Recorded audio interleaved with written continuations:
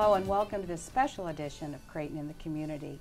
Today we're going to talk about a part of our body we take very much for granted, our bones. Dr. Robert Recker founded and directs one of the nation's leading centers for the study of osteoporosis. He is currently the president of the National Osteoporosis Foundation. Dr. Recker, you are an endocrinologist. Tell me what that is. Well, it's a specialty, a clinical specialty, which studies glandular diseases like the thyroid, the adrenal, pituitary, and so forth, pancreas, diabetes. And somehow over the decades, osteoporosis and bone diseases have gotten put into the endocrine category. What led you to your study of bones? Your personal Yes, well, early on it was an area of high-quality research going on at Creighton under the direction of Dr. Robert Haney and the precursors of the Osteoporosis Research Center. And I got even more interested because my mother got osteoporosis, and I have a lovely aunt who just died who had terrible osteoporosis, and it kind of made it more personal to me then. When your mother was diagnosed with osteoporosis, did they know right away that was it, or did she just have a broken bone? Oh, she had fractures and a low trauma fracture, that is to say a fracture occurring due to trauma equal to or less than a fall from a standing height, is osteoporosis. And you don't need any more diagnoses after it. That's it by definition. Let's talk a little bit about osteoporosis. By this model here, explain to me what osteoporosis. Oh, yes. This is a model of the trabecular bone. What I mean by that, it's the bone that's encased in the outer shell of the skeleton. And it's affected first and worst by osteoporosis. This is a normal trabecular pattern. And this is the pattern as it becomes less dense. And you can see now that the number and thickness of these have decreased. And then with continued worsening, you wind up something like this with only a fraction of the mechanical strength that you had when you started off, or even what you had here. And so that's basically what osteoporosis is. It's not only loss of bone mass, but it's also disruption of its architecture that makes the fragility out of proportion of the amount of bone you lose. Is osteoporosis a disorder or is it a disease? Oh, it's a disease in the common. So you're born with it? Well, not necessarily. You have a strong genetic predisposition to it, but you aren't born with a skeletal fragility in the usual osteoporosis that we treat. It comes on at menopause and thereafter. Now, the Osteoporosis Center was founded 40 years ago? Well, here's the history of that. I'd like to hear it. In the 60s, Dr. Robert Haney came and created what he called the Metabolic Research Unit, and almost exclusively he studied calcium metabolism in bones, and it was directed to osteoporosis. Then I came along as a fellow in 1969 and began to learn about it, and the field developed. In 1971 I joined the faculty, and in 1974 I became the director of the Metabolic Research Unit. And then when we moved over to this hospital, I changed the name.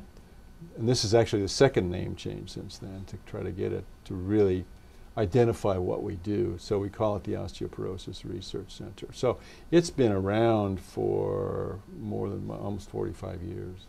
How has the research developed from when you became involved in the early 70s to now? Well, two major things have happened. One is we can now measure a person's bone mass. And that started in almost 1980 or so. And that made a big difference in how we understood how to examine it. In addition, there have been numerous improvements in biochemistry and genetics and gene expression and so on. And a lot of epidemiology has happened as well. So we have a much better picture, both from an individual patient standpoint and from a population standpoint now. When you started here, if once somebody got osteoporosis, did you believe you could curb it or make it go away, or did you teach a patient to live with it? Well, we had no specific treatments that would reduce the risk of fracture. But we could and did understand that calcium and vitamin D nutrition were important, and so you could eliminate that factor in the total picture of the cause of the osteoporosis, but unfortunately it was not a very big factor, and so basically we couldn't do very much.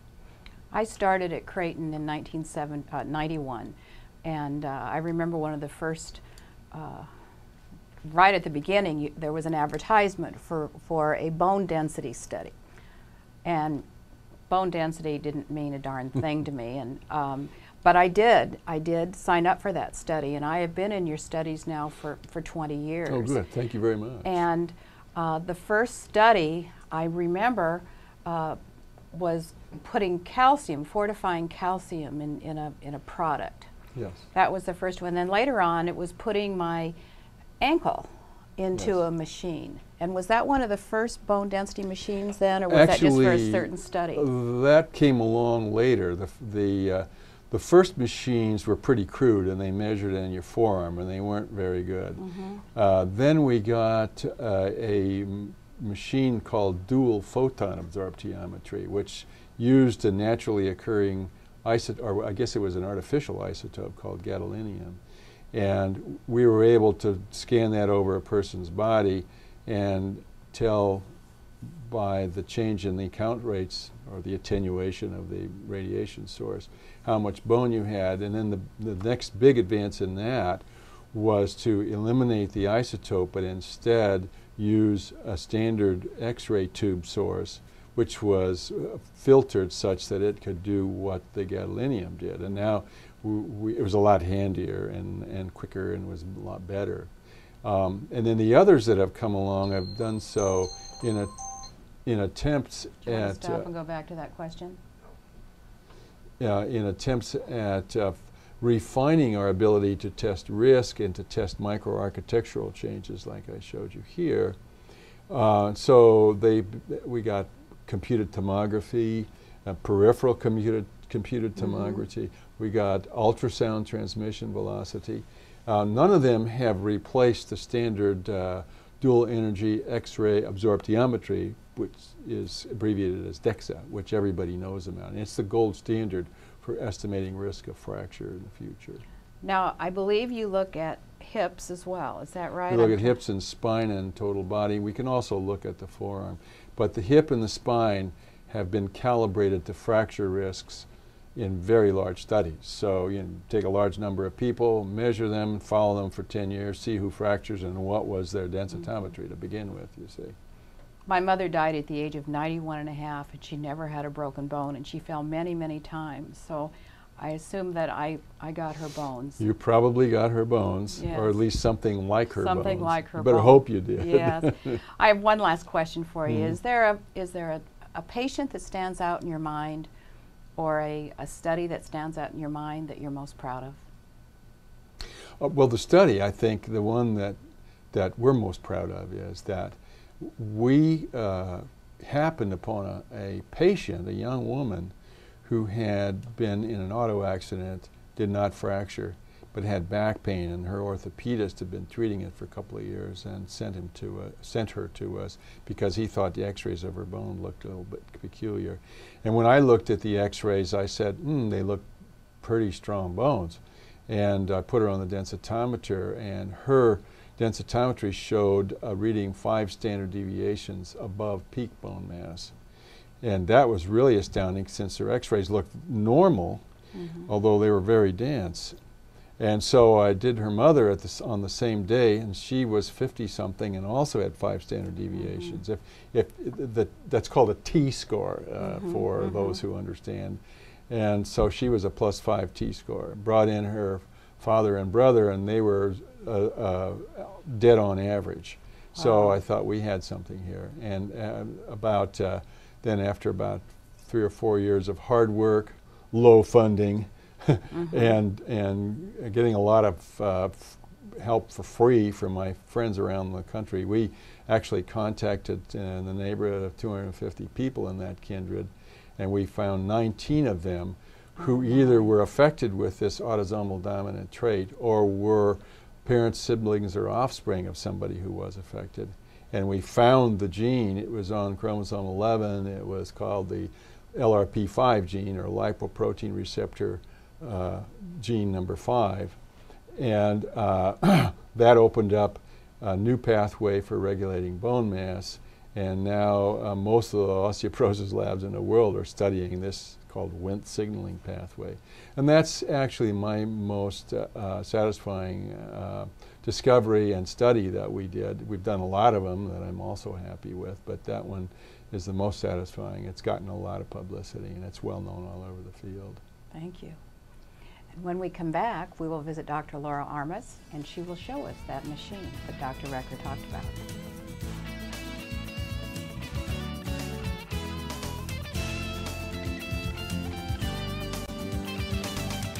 I'm with Dr. Laura Armas, who sees patients on a daily basis at the Osteoporosis Clinic. Tell me about a typical patient visit.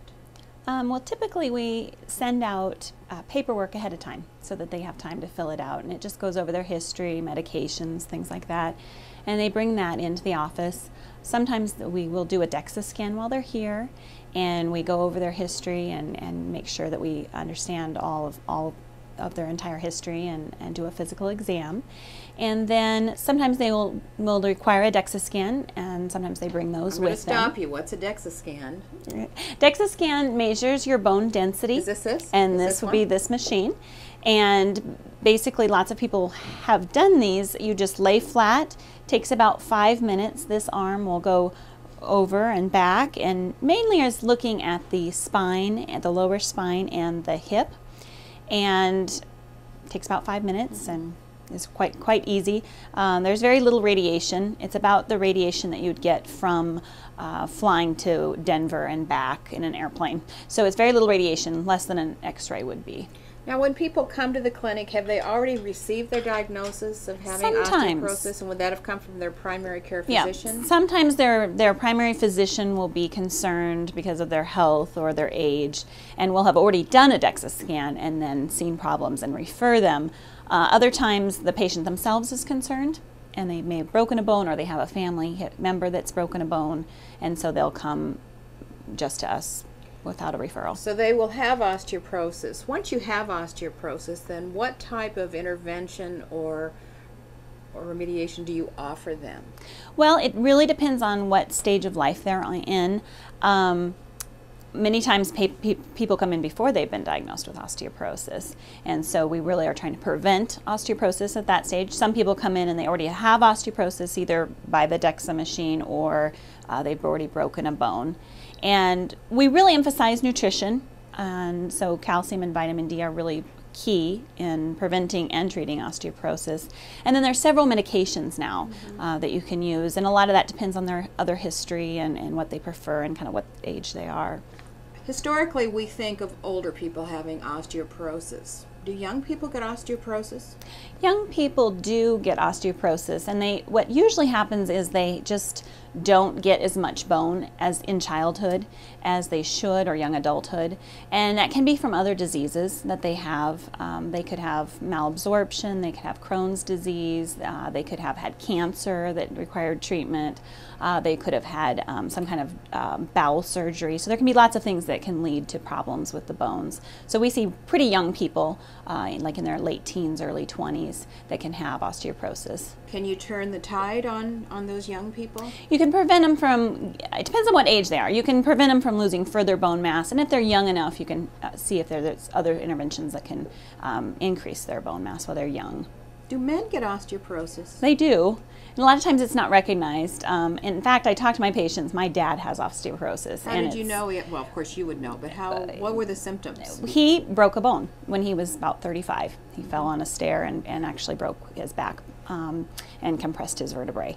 And so he didn't get diagnosed at that time. It was really later, once I was in this field, that he came in and got a DEXA scan and saw it was quite low. And of course his mother had osteoporosis, and she was quite bent over and when she was older. So he fell down the steps and broke a bone, and that was enough cue to know that he had osteoporosis? Not at that time, but when we looked back, it's hard to tell sometimes, you know, whether a person should break a bone, but any kind of non-traumatic, just kind of tipped over and fell, we consider that an osteoporotic fracture if Because they I think broke. that's important to know is what are some of the things that we look for that Yeah. we may have osteoporosis. Like, for instance, I'm going to ask you, should all people get a bone density type of a scan like this? It's a good idea, especially when women are going into menopause, that they get one, because a lot of it you don't know. You wouldn't know that you had low bone mass unless you had a scan. So a lot of times the key risk factors for a young person would be if their mother or grandmother or father had problems with their bones and broke their bones.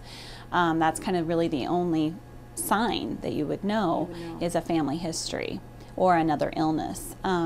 It's kind of like hypertension. You can cause further problems with the heart, but you don't know you have it. It's really, really silent. So unless a person tips over and breaks a bone, they won't know necessarily that they have low bone mass. So going back to the question about men, men do get osteoporosis. Yes. Is it the same way? It's hereditary? It's hereditary. And it takes, they're about 10 years after women. So they tend to, you know, if women are breaking their bones in their 60s, men are breaking their bones more in their 70s. So it's a little bit more delayed, but it's exactly the same. I mean, So if I'm still are seeing doing somebody real bent over like that, is that generally osteoporosis? It's generally osteoporosis, and a lot of times it's just not diagnosed. And are they in a lot of pain? They can be. Sometimes people can break bones in their back and not have any pain. Sometimes they can break bones and have a lot of pain that's really debilitating, and it kind of changes their whole posture. Clothes don't fit the same. Their belly kind of protrudes because they're just shorter and very shrunk down. So it does make a big difference. Care, just in terms of getting into to see you, does a primary care physician need to recommend you? Not necessarily. We have lots of patients who come on their own, and we accept self-referrals, and then we get a lot of patients that their doctors recommend that they see us. So, what are some things that people can do to either stop their osteoporosis from getting worse or to avoid it altogether? First, we really emphasize calcium, and that's not only from supplements, but we really emphasize getting calcium from food that has a lot of other things in it, such as protein, phosphorus, etc. And then we recommend vitamin D. A lot of people, especially in Nebraska, we're not getting a lot of vitamin D from the sun. So in the winter, definitely need vitamin D. And then exercise would really be the main thing, and that's really helps with balance and muscle strength. So those would be really the top things that I would recommend for people for both prevention and treatment of osteoporosis. I think I can do that. Yeah. And when we come back, we're going to learn more about those foods that have calcium in them.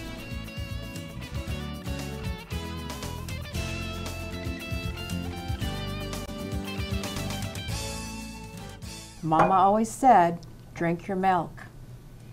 And I'm here with Dr. Joan Lappy, a very prominent nurse researcher, to tell me why that glass of milk is so very, very important. Dr. Lappy, you were just recognized with an outstanding award, and it was for bringing science to life. Tell me about that title. Well, what that title meant was that I've done some research, so I'm a scientist, and I've done some things that really have importance for people and their health. And I've had a few studies that actually found some clues on how to maintain or promote our health. Probably just making it not just science, it makes an impact on our life, absolutely. Before us are, it looks like you and I are about ready to have breakfast here, but tell me about the items here and why it's important that these items are in front of us. Well, all of these items are foods that are fortified with calcium. And by the way, all of these and many, many others have been tested in our laboratories here at Creighton throughout the years. Dr. Haney's done a lot of work with calcium absorbability. So we tested these products at the request of the manufacturers to make sure that if you eat, for example, Cheerios to get calcium, are you going to be able to absorb the calcium? And as to their importance, all of these things that contain calcium are critical for bone health. Were you finding, in fact, I'm recalling a study that I was in where calcium was added into like a soda pop, like a Mountain Dew, and this would have been, gosh, in the 90s. And at the time, I thought that was very odd that calcium would be in soda pop, but I suppose whatever it's going to take to get calcium in a child or a young adult or any adult's body is important. That's absolutely right. Another thing we were doing there is there were some scientists who felt that if you drank a lot of soda, you would excrete too much calcium out of your body, and I think we kind of put that to rest with, that was another Dr. Haney studies. And I'm looking right here at this Wonder Bread that says it has calcium in it. I was very surprised to see that. I don't think of bread as having calcium. Right. Well, you know, the best source of calcium is milk. From 1 8-ounce glass of milk, one would take in 300 milligrams of calcium.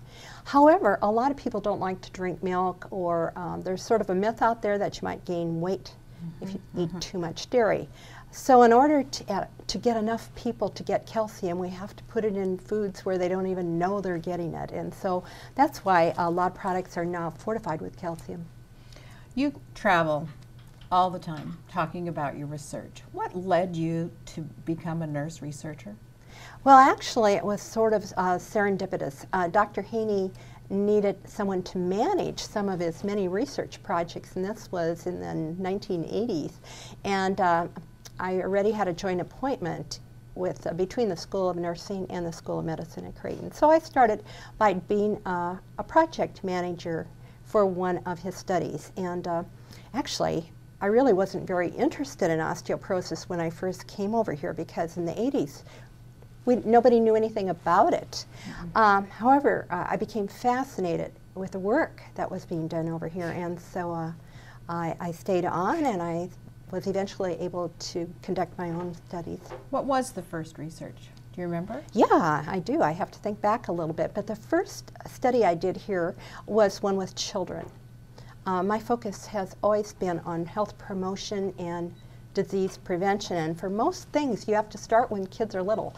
And so I did a study just to see if we could measure bone density in children, and we studied a bunch of children in Saunders County, Nebraska. Saunders County, why Saunders County? Because one of my colleagues was doing a study of adults out there, older women and men, and so it was sort of natural. She was looking at the bone health of older people, and so I looked at the bone health of many of them were their grandchildren. And so it just kind of completed the picture, and it made recruitment a little easier. What'd you find out? Well, we found you could measure bone density in children, and a lot more work has been done since then, and actually it's becoming more commonplace for pediatricians to do that. Now, was it out of that you did your Healthy Bones with the Girl Scouts? Well, that followed. I did another large study, 2 studies, as a matter of fact, that were funded by the National Institutes of Health to study whether giving calcium to children, if you gave it in the form of dairy foods or fortified foods, whether they would have better bone health than other children who didn't get that added calcium.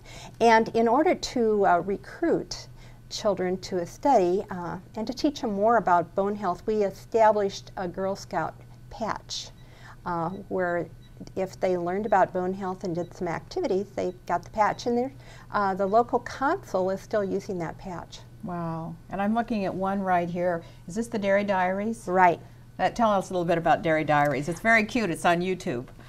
Yes, and this is the Dairy Diaries was one of my project managers, Margaret Begley, came up with that idea. She has 4 girls, so she knows how to attract young girls to studies. But from the study I did of bone health in young girls, one thing I found as sort of a secondary outcome was that the girls who ate a lot of dairy did not gain more weight than the girls who ate very little dairy. And there's a myth out there that you can't eat dairy food because you're going to get fat. And in fact, studies show that girls stop drinking milk by 8 years of age, which is when they really need to promote their bone health. So when I saw that finding that they were gaining less weight, I submitted a grant to the NIH again to see if we could do a formal study to determine if girls who eat a lot of dairy actually could gain a lot less weight than the ones who don't. And so we're in the process of doing that study now, and we've nicknamed it the Dairy Diaries. Well, I think that's true. I think I remember as a child thinking that if I drank too much milk, it's calories I didn't need. Why is it important that young girls begin to absorb calcium or take calcium supplements? Because most of our bone health is established by the age of 18. And once you get to the age of 18 or 19, it depends on rate of growth, there's very little you can do to strengthen your optimal bone health, and it goes downhill from there. So if you maximize your bone health during those years of growth, you have more bone in the bank, so to speak. So when you have inevitable bone loss that happens to everyone when they get older, you have more to draw from, and eventually you'll have a lower risk of breaking bones due to osteoporosis. Tell me about the research that you're most proud of. Well, I actually have two. One that really did apply immediately to young women was a study we did to see if supplementing young women with vitamin D and calcium would decrease their risk of stress fractures. Now, young people don't get many broken bones unless they fall off of bikes or whatever, but stress fractures are a form of broken bone that results because of poor bone health. And so we did a study in female naval recruits at the Great Lakes Naval Station in Chicago, or outside of Chicago, and we were able to show that if young women have adequate calcium and vitamin D, they have a 20% lower risk of developing a stress fracture during basic training. Now, not everybody goes to basic training, but the reason we used that sample is we had 5,300 women on that study. When you have something that you're studying that doesn't happen very often, like fractures in 20-year-olds, you need a very large number of people to study. And that's why military recruits are a good example. They start doing a lot of physical activity and have a high risk of stress fractures. So I'm proud of that because it was a great help to the military. In fact, now both the Navy, U.S. Navy and the U.S. Army recommend that their soldiers and sailors be supplemented with calcium and vitamin D during their basic training. And this has applicability to other young people. It just shows if you're physically active, you need more calcium and vitamin D. And I have one last question for you. You said there was a second study. Tell me about that. Well, the other one I'm very proud of, that is, again, sort of an offshoot of a bone study. We did a large study in rural Nebraska to see if calcium and vitamin D might prevent fractures.